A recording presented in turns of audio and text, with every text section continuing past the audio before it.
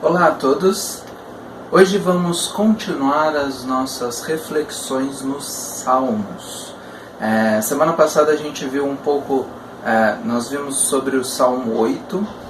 Essa semana vamos continuar falando sobre o Salmo de número 9. Então, se você quiser pegar a sua Bíblia aí na sua casa, fique à vontade e me acompanhe no estudo e na reflexão sobre o Salmo de número 9. Antes de qualquer coisa, como o próprio tema da nossa série Orações do Coração, eu gostaria de iniciar com uma oração. Então, se você puder me acompanhar, feche os seus olhos neste momento.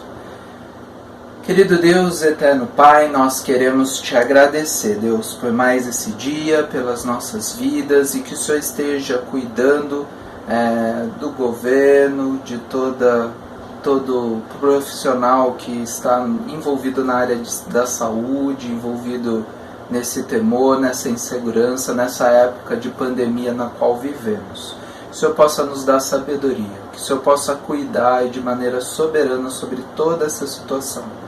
E nós te pedimos, Deus, que neste momento, obrigado, Deus, pela tecnologia, obrigado porque podemos ser corpo de Cristo, podemos nos reunir, mesmo cada um na sua casa.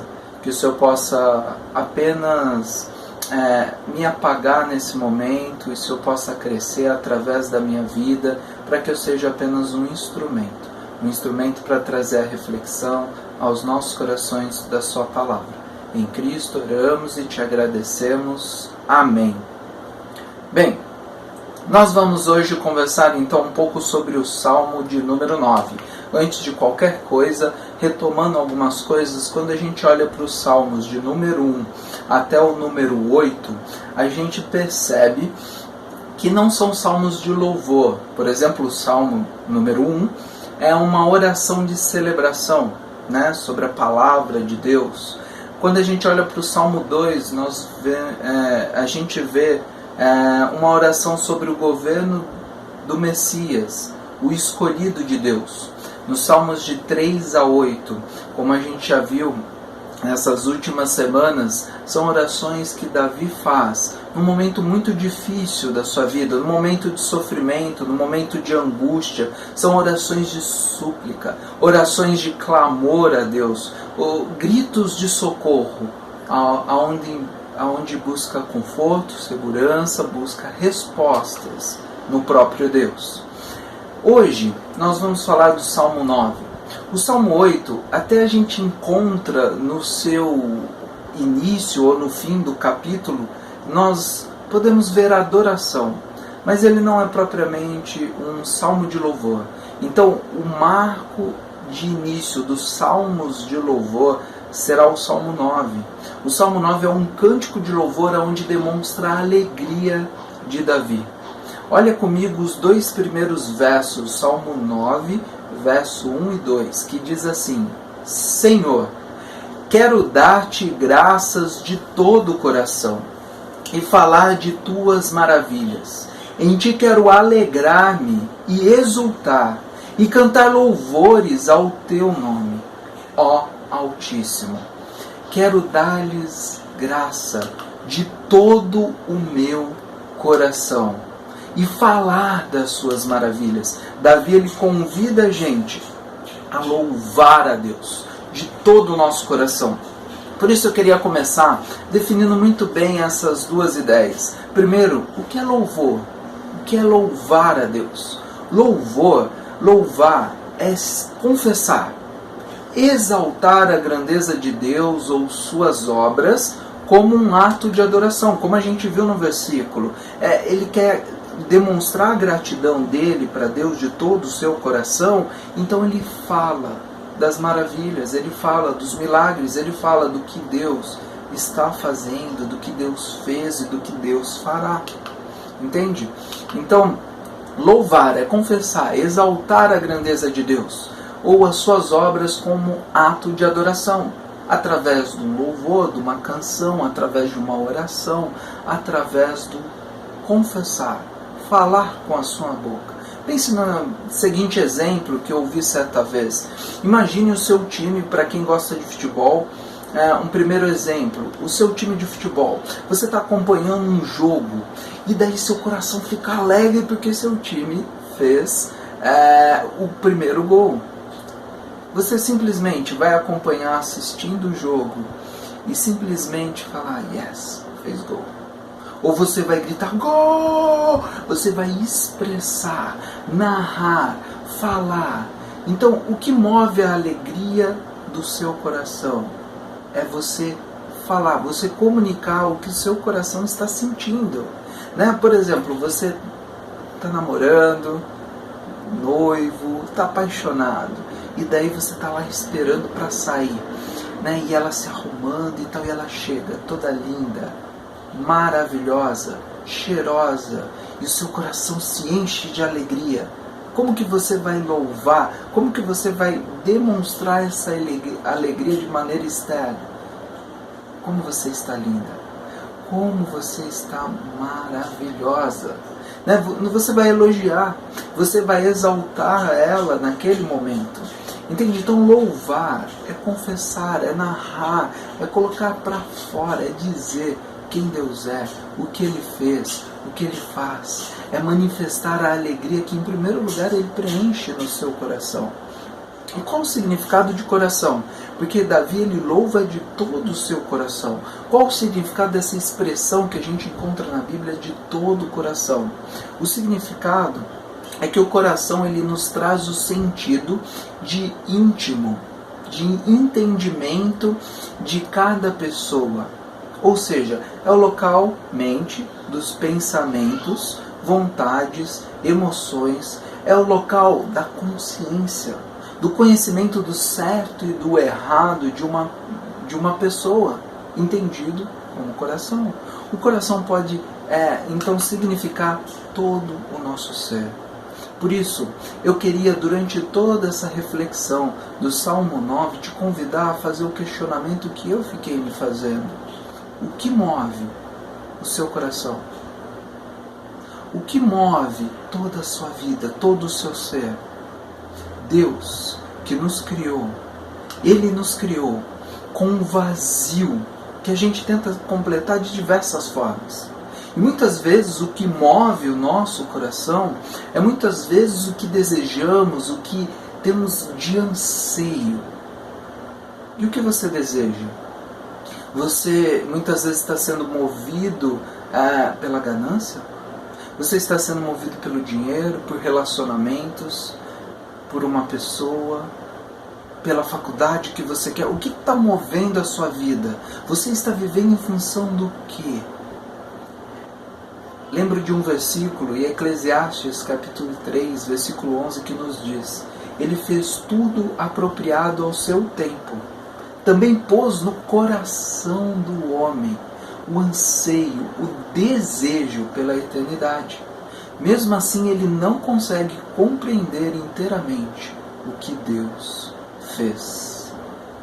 O que Deus fez? Ele colocou o desejo, o anseio pela eternidade. E o que é eterno? Somente Deus. Deus é aquele que nunca foi criado e nunca vai deixar de existir. Ou seja, somente Deus pode ocupar o vazio que temos no nosso coração.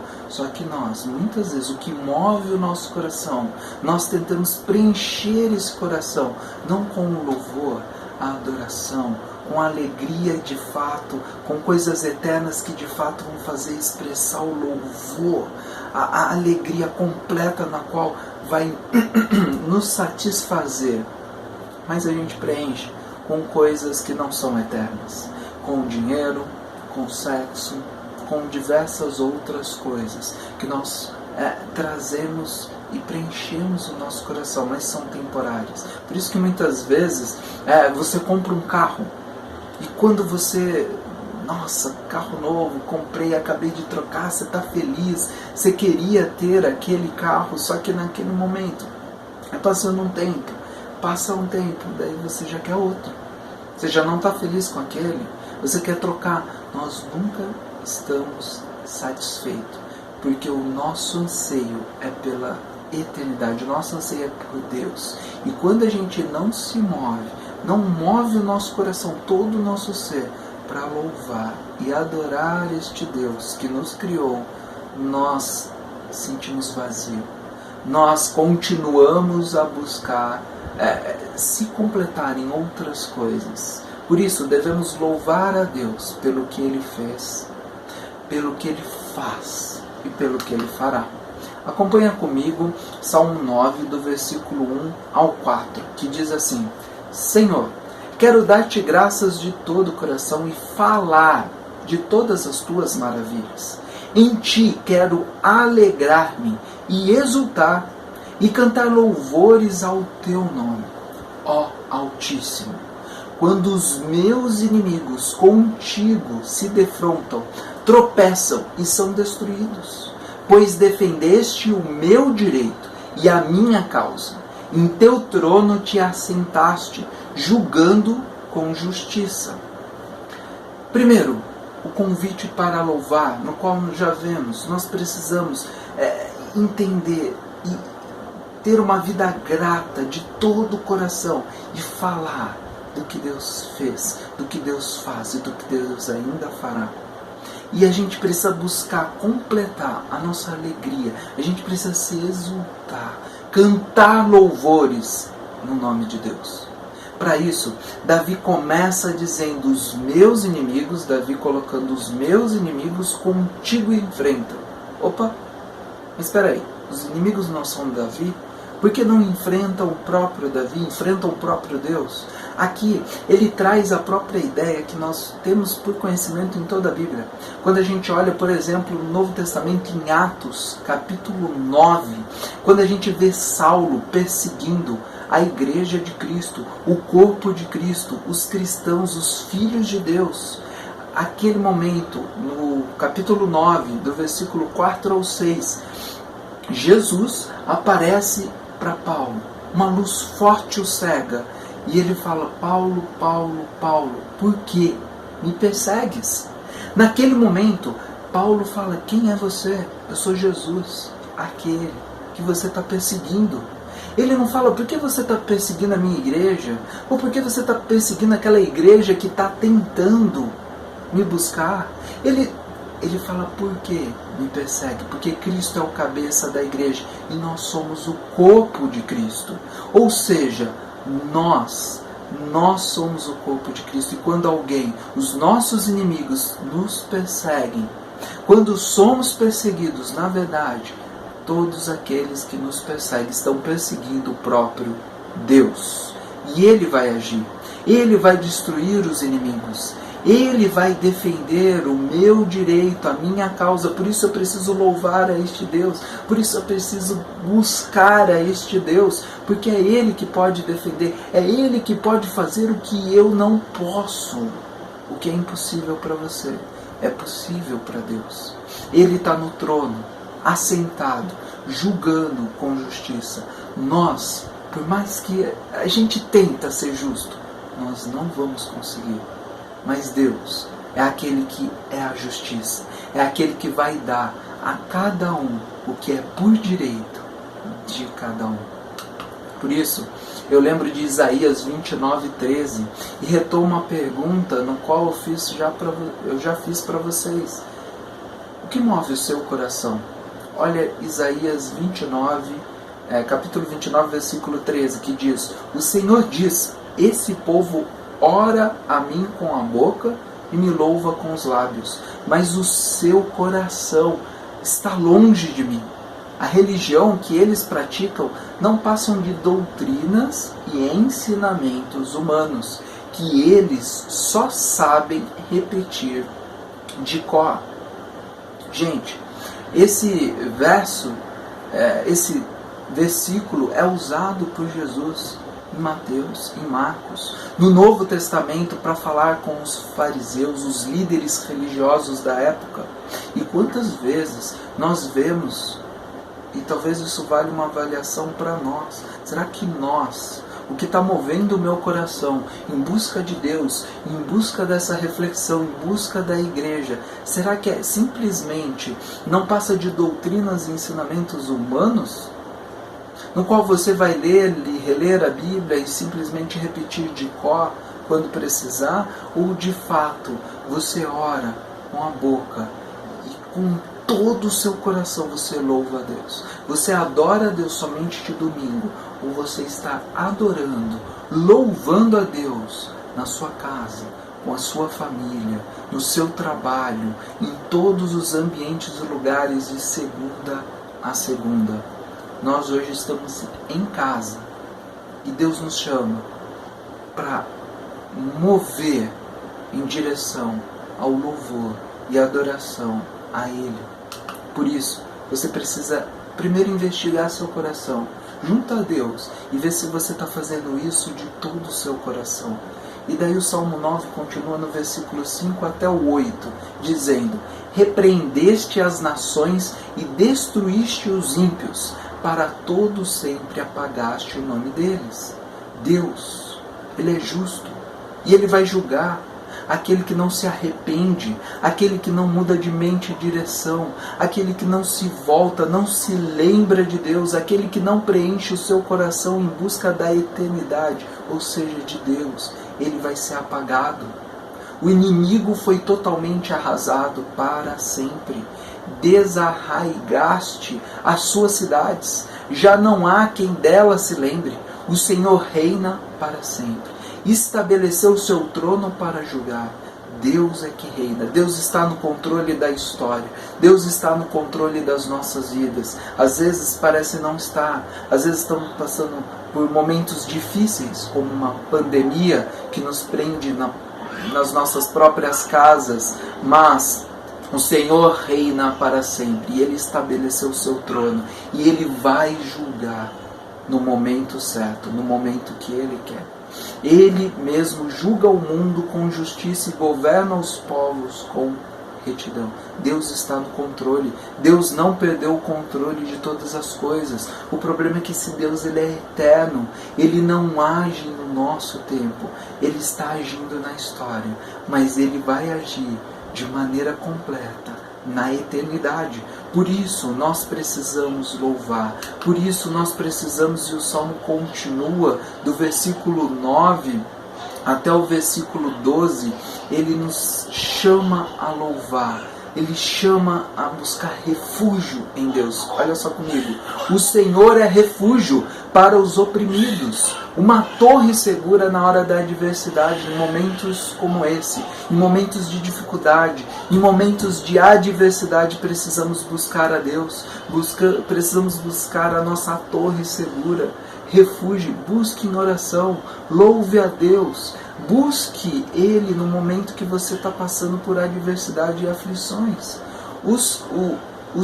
Versículo 10, os que conhecem o teu nome confiam em ti, pois tu, Senhor, jamais abandonas os que te buscam. Olha só, Deus é Deus que concede graça para que nós possamos conhecer Ele. E a partir do momento que você conhece de fato quem é Deus, você entende de fato a graça de Deus, você pode confiar em Deus. A partir do momento que você entrega a sua vida, entende que Deus é o Senhor e Salvador da sua vida. Senhor, jamais abandonas os que te buscam. Você vai começar a buscar esse Deus de todo o coração e Ele não vai te abandonar, Ele não vai te desamparar. E daí Ele te chama: cante louvores ao Senhor, que reina em Sião. Proclamem, fale, pregue, anuncie, diga, conte as histórias do que Deus fez, faz e fará entre as nações e os seus feitos. Aquele que pede contas do sangue derramado não esquece. Ele não ignora o clamor dos oprimidos. Deus, Ele está olhando. Deus vê tudo. Deus, Ele não se esquece, Ele não ignora. Deus, na hora certa, fará algo. O que move o seu coração? O que está movendo o seu coração é a certeza que Deus nos ouve em meio às nossas aflições? O que move o seu coração é saber e confiar que o Senhor se levanta para julgar com justiça? E olha só como ele parte do versículo 13 ao 16 no Salmo 9. misericórdia, Senhor. Vê o sofrimento que me causam, os que me odeiam, salva-me das portas da morte, para que, junto às portas da cidade de Sião, eu cante louvores a ti e ali exultem em tua salvação. Caíram as nações na cova que abriram os seus pés, ficaram presos no laço que esconderam. O Senhor é conhecido pela justiça que executa. Os ímpios caem em suas próprias armadilhas. E daí ele faz uma pausa. Deus é um Deus misericordioso. O que é misericórdia? É se colocar no lugar da miséria da outra pessoa. O próprio Deus Todo-Poderoso, Criador de todas as coisas, eterno, soberano, ele se faz carne e habita sobre essa terra. Ele vive como um ser humano. Ele é 100% Deus, mas é 100% homem. E ele deixa esse Deus de lado para viver como homem, para ter misericórdia, para sentir na pele a morte, a dor, o sofrimento que o pecado está causando nas nossas vidas. Porque o pecado, a consequência do pecado é a morte. Mas o dom de Deus, o presente de Deus, a graça de Deus é a vida eterna em Jesus Cristo. Por isso, salve-me das portas da morte.